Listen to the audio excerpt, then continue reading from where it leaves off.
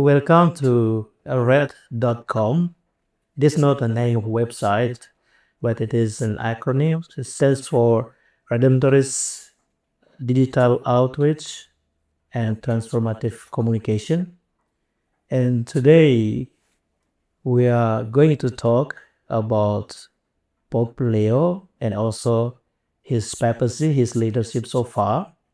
And we are so blessed that today we have Father Bruce is with us. I believe he is an expert in this matter. So, Father Bruce, welcome to red.com. And we are so glad to have you here with us. Maybe before we start, could you introduce yourself and your background? Sure. Thank you, Mars, and thank you for the invitation from the Spirit. My background is many years ago, nearly 40 years ago, the Redemptorist asked me to specialise in social justice work and to understand what the Church was teaching about these things and how we make them real in our own country. So the long and short of it was I did economics degree at Sydney University, then a PhD after that in political science, and taught for 35 years at Yarra Theological Union in these subjects. And why, that's a big investment by the Redemptorists over this time. Why did they do that? Because they recognised this is absolutely critical for the Church and for the world. So I've been very blessed to have this task, and I still try to promote church teaching through the University of Divinity here in Melbourne. Thank you, Bruce. So, talking about Pope Leo, I'm not sure you'll be aware that last Wednesday, March the 4th, is the 300th day of his papacy. So 300 days. What do you think, or what will you say about his leadership or papacy so far? How's he going so far? Almost a year, isn't it? He's been in the saddle as Pope. And what we need to think about here is it's no accident that he's Pope. In fact, Pope Francis was really singling him out and gave him a rapid rise in the Vatican bureaucracy for a short time, and then as bishop so that he could be. And he was also Pope Leo. He had been president of the organisation of Catholic bishops in Latin America, so very well known there. He'd been head of the congregation for the Augustinian priests for, I think, about 8 or 10 years. And during that time, he travelled all around the world visiting the communities and becoming familiar with the sort of situations they were facing. So very alert to multicultural things, particularly the social justice dimension. And he, of course, worked in Peru before, and after he finished as a leader of the congregation, he went back to, was made a bishop there for Peru, so the very northern part. So he's very much aware of all the things that Pope Francis was doing there, particularly on addressing the social issues. So he is continuing to pick those issues up, and we see in his document that came out, De Legacies, I have loved you, quote from the scriptures, of course, how he's continuing that. So we'll say a little bit more about that later. So how is he going? He's going very well, I think. He's able to engage with the political process, the international political process. He's made contact with a lot of the heads of government and their agencies. He's very well informed about what Pope Francis was doing. He was one of the insiders, particularly when he was appointed head of the Congregation for Bishops in Rome. not long before he was elected Pope. And this gave him exposure to all the other bishops, or many of them, about who he was and what he was doing. So he's following closely in Francis' footsteps. And I think that's the main thing. And particularly on the process of synodality in the church, enhancing that, because some were thinking, oh, when Francis is gone, we can go back to the way we were. We can pursue that any longer. He's saying, no, this is Vatican II, Part 2, and picking up from that whole thing of the Vatican II, which for various reasons it's taken us some time to travel that journey, but here we are at the next stage. So the synodality is the big thing. The other thing is the stress on social justice. So he's like Pope Francis before him. It's top shelf issue for the church. You already start to compare a bit about Pope Leo and Pope Francis, and I know you are in favor of Pope Francis so much when he was in his pontificate, but can you go a bit deeper? Like, do you think Pope Leo will have the same style with Pope Francis, or what are the similarities and what are the differences here? A good question.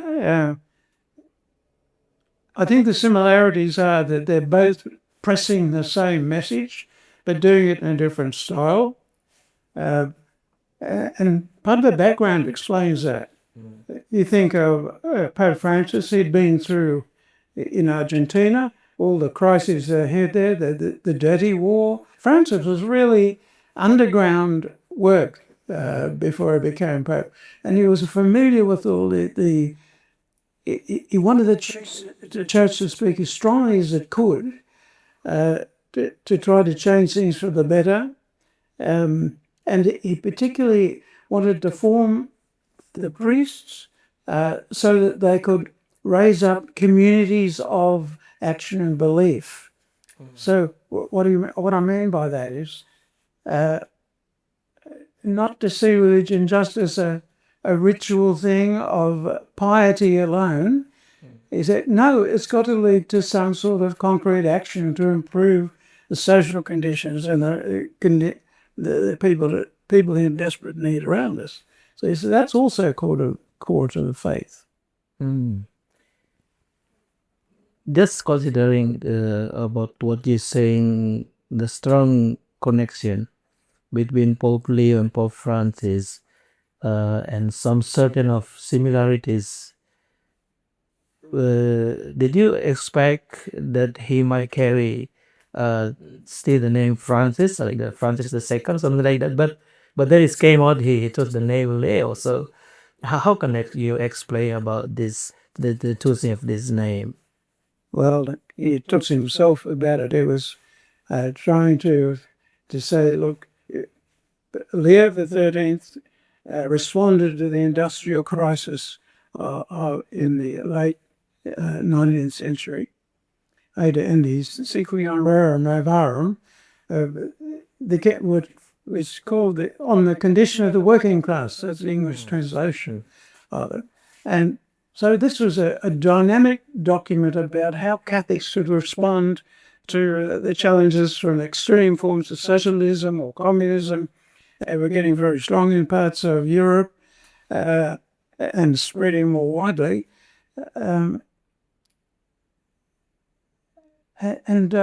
So Leo was a great reforming pope who steered the church into really engaging with the big industrial issues, workers' rights, the rights to property, but stressing social equity. And so that there could be a better distribution of wealth. So all those sorts of things were prefigured or actually part of Leo XIII's agenda, and that became a dynamic document for the rest of the world. I've talked to people, interviewed people who said that they'd been workers And they said we went around with a copy of the encyclical in our back pocket. It was all underlined. We knew it off by heart, so we could debate with the communists and others in the unions about the defence of private property, but what it meant equitably distributed private property, and everybody had a right to a just wage. These were really fighting points in that time of our history and throughout the world. So he established this as the mainstream. And there's a lot of other aspects to that too, but I won't go into there. Why not Francis? I think people needed a change. There was a name helped because there'd been a lot of opposition rising against the direction Pope Francis was taking the church. People thought he was too outspoken. He could ruffle the feathers of people, even within the church, or especially within the church. He was very critical of some of the processes that had, and particularly the clericalism of the church. He said, this is holding the church practices, preventing the message of the gospel getting out. He said and it's very interesting with Leo XIII. He was also very much on workers' rights and organisations. So, and Pope Francis has picked that up from not from Pope Leo, but after Pope Leo, the See Judge Act method. So of people getting everybody involved, not just the clerical church, the clergy running everything, but it is saying, no, everybody has a right to a voice. This is what synodality is about. Everybody has a right to a voice and to participate in decision making and to know what's going on. So now that's good, but there's even more to that, because he's saying the church needs, as his own documents say, needs to really engage with the culture and with the social issues in a very proactive way, not to sit back and say, oh, that's not our business. He's saying it is our business, but we're not politicians. We don't make normally the day-to-day decisions. That's for the legitimate groups of people who are elected for the politicians, or people in other forms of responsibility within their organisations. But he said, we're talking about the moral values behind these things. And where people's human rights are threatened, then we have a duty to speak up in defence of them. And we have a duty to ensure that there is greater equity in society. So we have to speak about the moral values on which your economic system is based. So that's it. I remember one time I was talking in a parish about Laudato Si, Pope Francis' document on the climate change. And one lady came up to me afterwards, as she said, she was very stern. She said, Pope Francis is not infallible, and walked off. I think what she meant to say was that the church, and she went on to say that the church shouldn't be talking about political things. We come to church to pray to God. We're not about political and social issues. That doesn't belong in the church.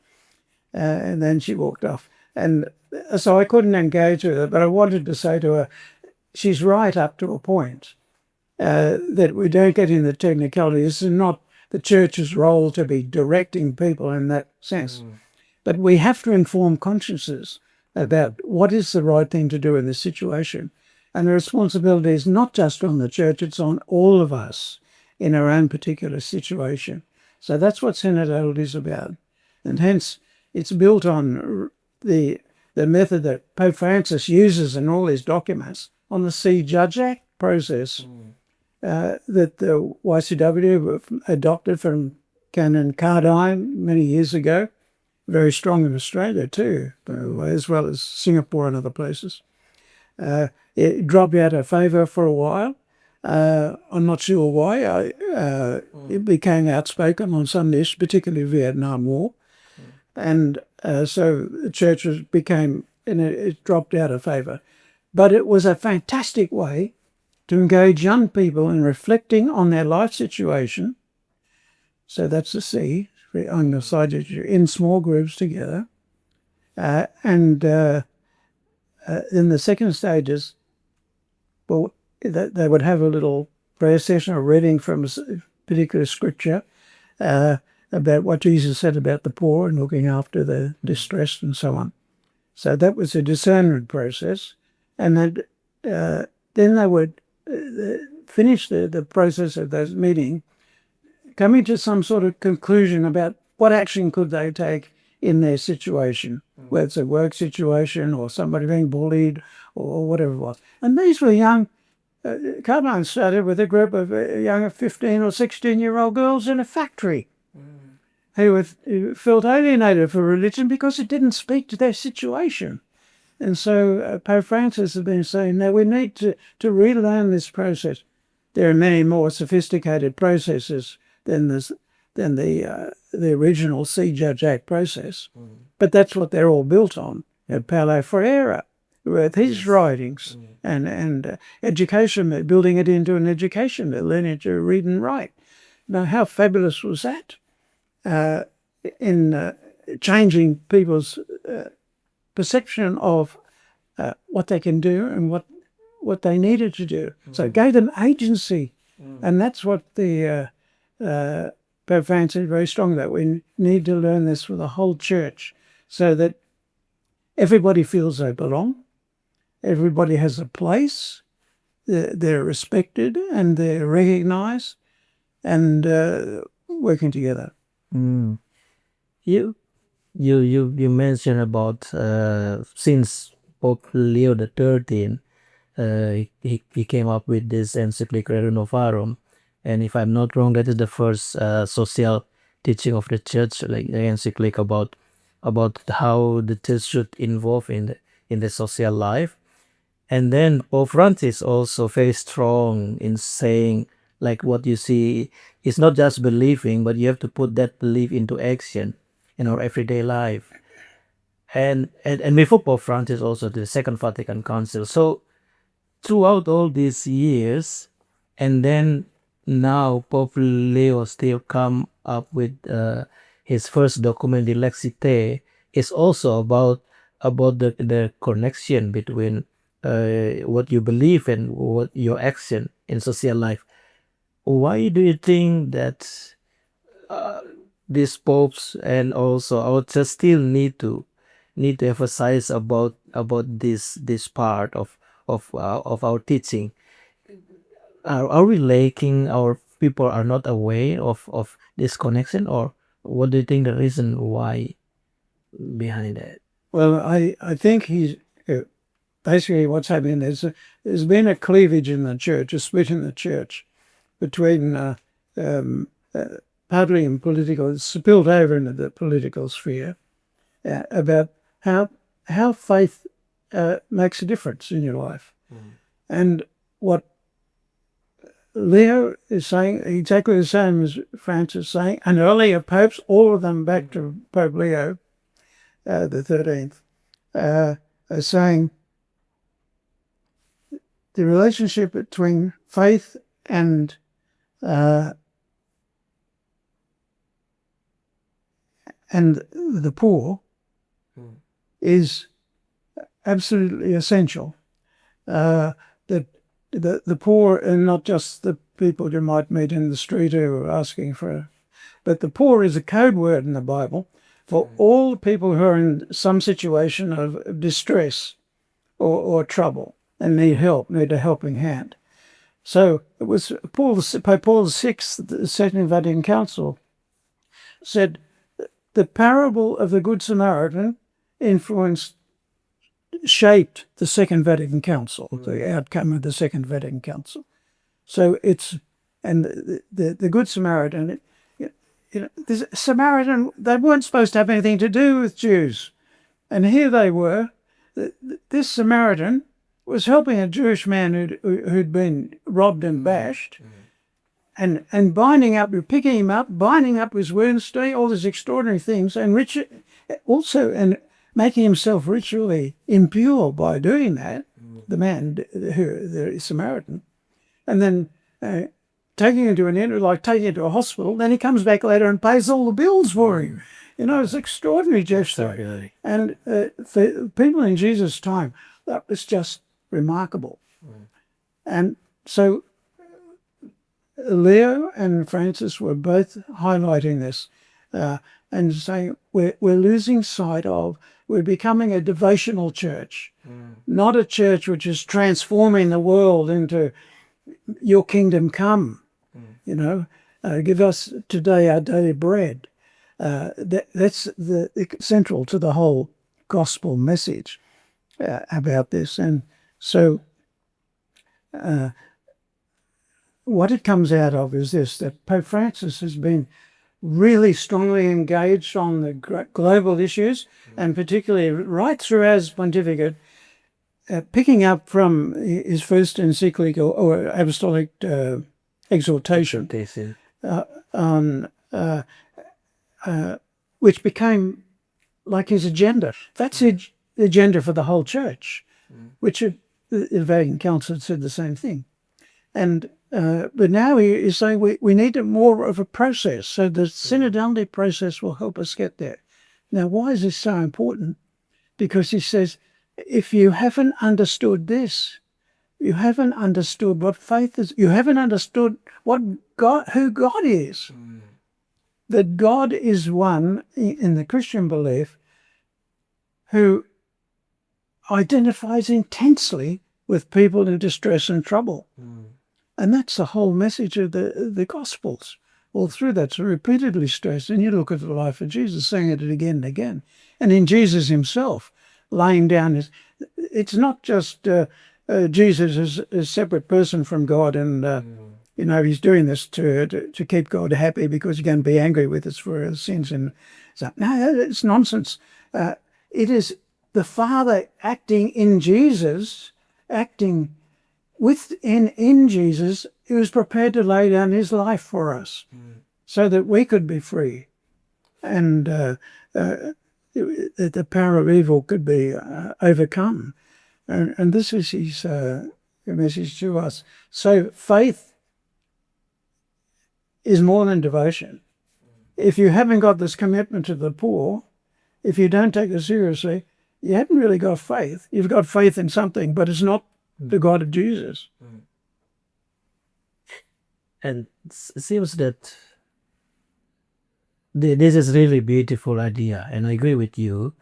But it seems that not all people, even some religious order or priest, they agree about like faith is not just devotion, but more out there. And you might be aware that like the St. Pius X Society, they disagree with the Second Vatican Council.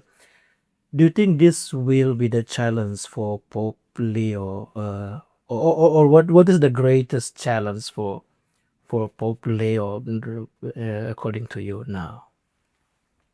The greatest challenge for Pope Leo is to get the Church into a position where it can help humanity at this vital stage avoid catastrophic outcomes of climate change or world war or other disasters which are threatening.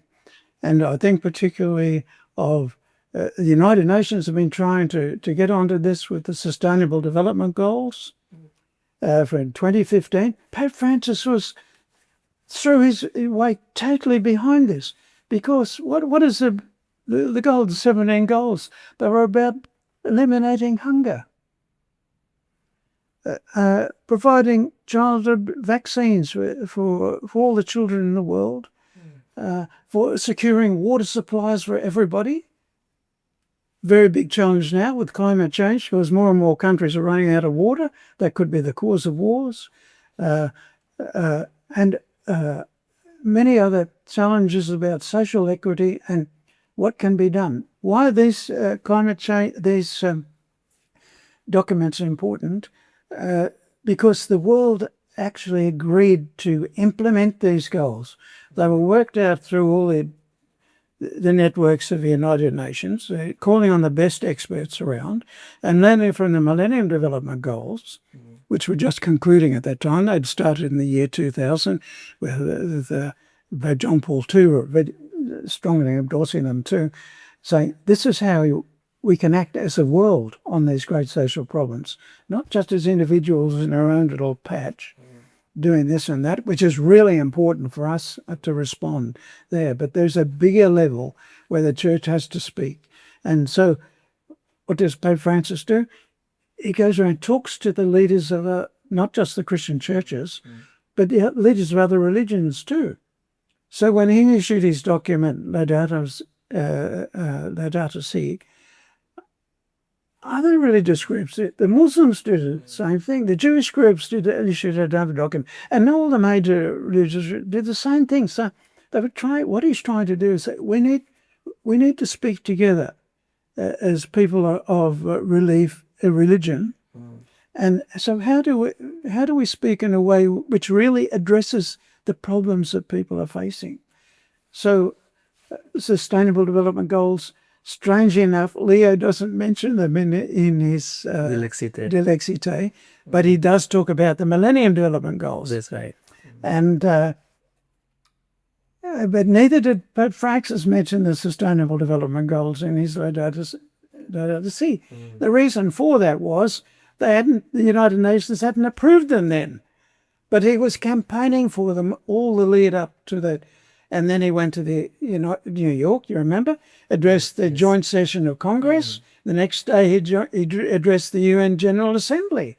And the delegates from the various countries who were there, they went to another spot and voted for the Sustainable Development Goals.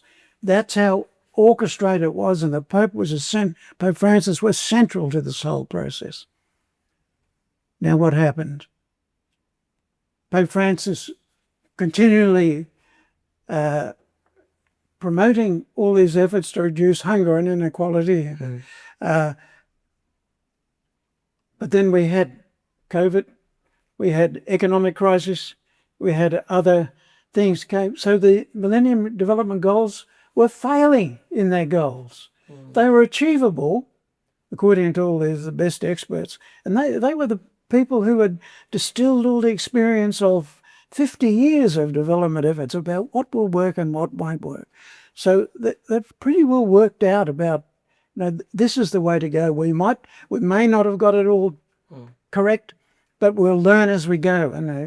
And so by the time he gets to the end of his life, Pope Francis in 23 wrote a document, Praise God.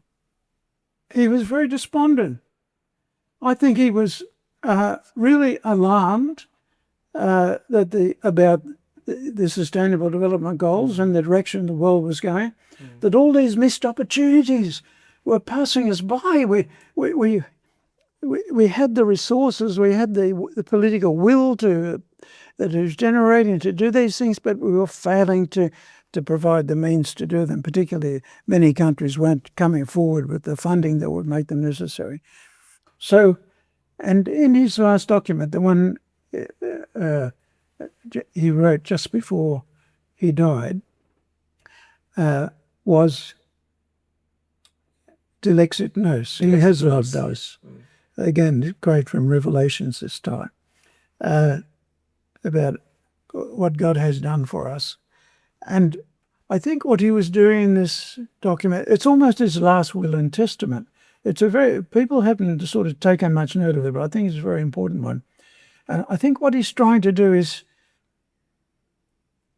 he's concerned about the split in the church, between so-called progressives and so-called conservatives, and particularly as was happening in some Western countries, particularly the United States, where it becoming more and more politicized. He's very concerned that this is really just missing. This is going to lead to really bad outcomes for the world and for the church. So he's trying to say in this document that the Holy Spirit does speak. The love of God and love of neighbour go together. And it's a 25,000 words. It's a long document. He's going through the whole history of the church, showing how the Holy Spirit has influenced the development of this concern for the poor, as the Samaritan message, right through the history of the church, and giving. And so, Pope Leo rather, when Francis died, he had already begun writing the other part of the document, which was to demonstrate this more clearly, that concern about social issues was always central to the mission of a church. This is part of the mission. This is part of what evangelization means today. And so he goes through the whole document saying how this was the case, that all through the history of the church and over the centuries. And he gives instances and examples of how the church really, at its best, was doing, failed in many times, of course, but in other ways it tried to really significant, like the attitude of slavery in the past. But then the modern question, it becomes a different one with slavery. So, so that's he is. And people ask, who wrote this, the new doctrine, De Legacies? I have loved you. And the answer is, Francis started it, but Leo built on it and developed it. Both that. The message is coming from both of them. They both wrote it. So it just stresses how the continuity between the two men, the two popes over this period, really consolidates this message in the church, and I think reminds the church that we really need to put this at the centre of our concerns, and not just think, oh, it's nice if he does something for you, put something on the plate on Sunday, or and that's not getting. You really, and he's saying this is, both of them are saying how God is distressed about the situation of great hunger and poverty and all this distress. And it's not just, we think we can't get our minds about this. How can God be concerned about all these things here? We understand things, but individually as well. So I think Pope Francis has sort of given the roadmap, in a sense, continuing on for the Vatican Council, that this is not social concern and social justice is not an added extra into it's at the heart of the faith. And yes. So when you're talking about this greatest challenge faced by Pope Leo, and a lot of things you have already mentioned there, but at the moment, one thing that's really very real now is the war, that it must stop all these beautiful dreams started by Pope Francis and also now handed over to Pope Leo.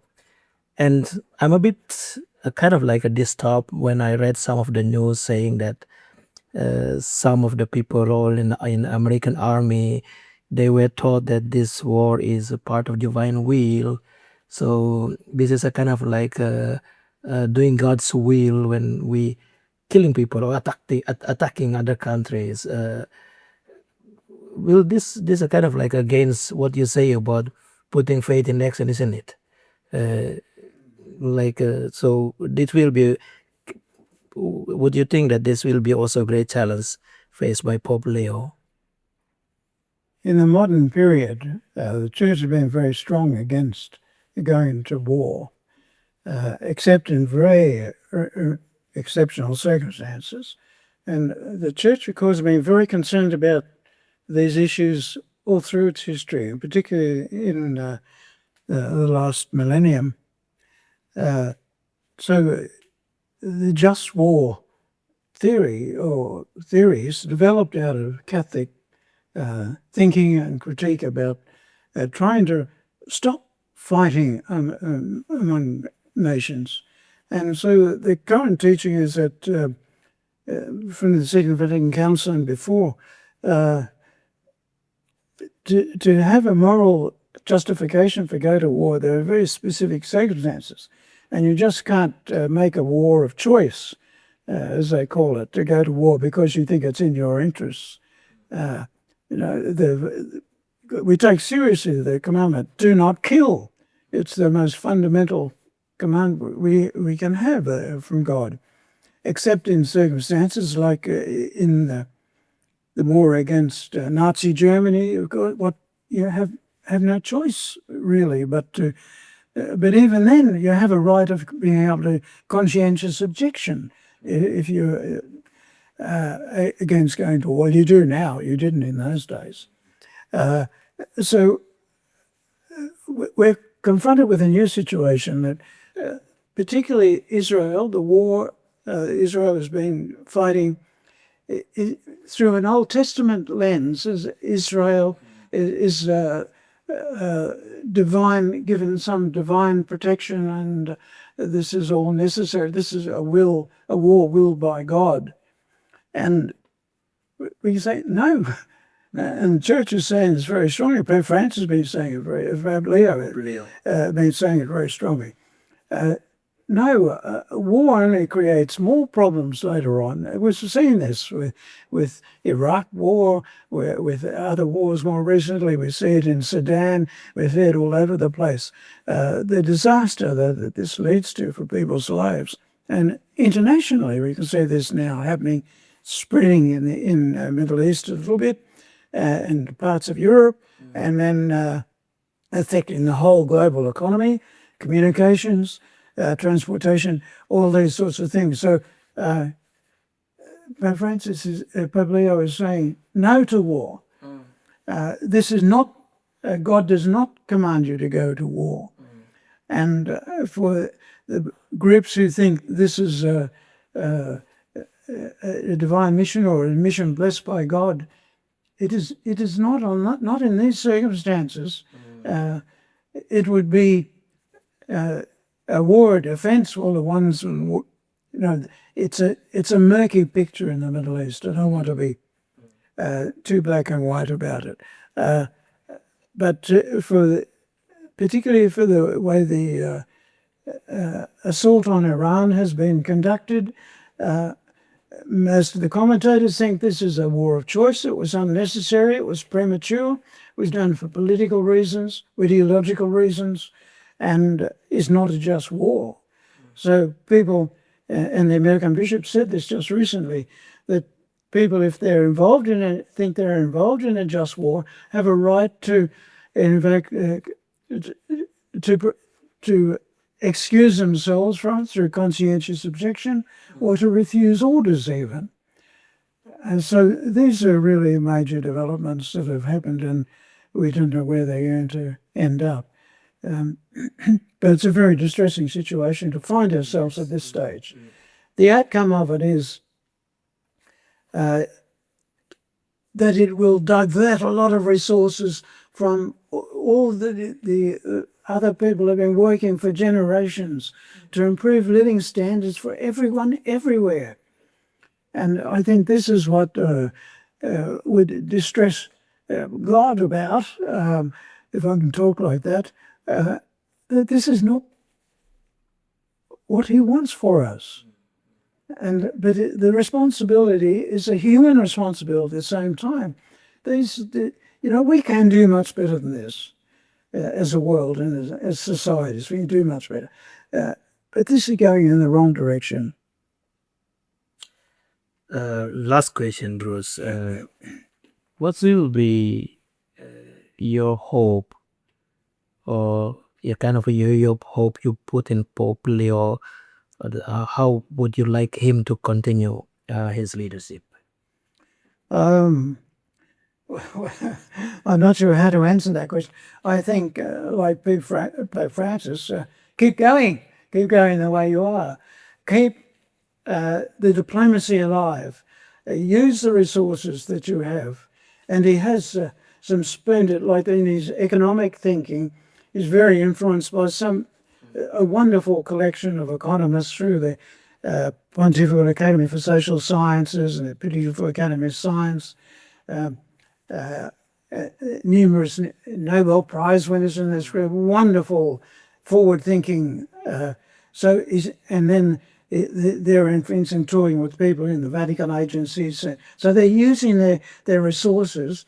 And remember, the Vatican diplomatic service, one of the oldest in the world, if not, I think it is the oldest in the world. Yes. And so it has a lot of experience about these things, but the circumstances keep changing, so they need to keep changing their response a bit. So I think draw on these resources, and both Francis and Leo and previous popes here have been very concerned not to speak just as in a Catholic voice, but to speak in a voice which is Catholic and a small c, universal voice that appeals to human values, and that we can speak on these social issues with the leaders of other religious traditions as well, especially the Muslims and the Buddhists and all the different groups, and even with people who are not believers. They also aspire to having a better world, or most of them do, to a better world for everybody, and not to kowtow to the power of the market as if it's some magic formula going to solve all our problems. The market won't of itself. It's a wonderful instrument, but it needs values behind it, and that's what the churches and all the different religious groups and others need to keep reinforcing and to align policies with those values, not to just ignore them. Thank you so much, Bruce. It's been so pleasure to have this conversation, and I hope all of you out there who either listen to this conversation or also watch this video, you might find also inspiration in order for you to be to continue your mission. Just like Father Bruce said, that your faith need to be put in action out there in our social life by spreading God's love, mercy, forgiveness, and also bring peace to our world. Thank you so much. Thank you, Bruce. Thank you.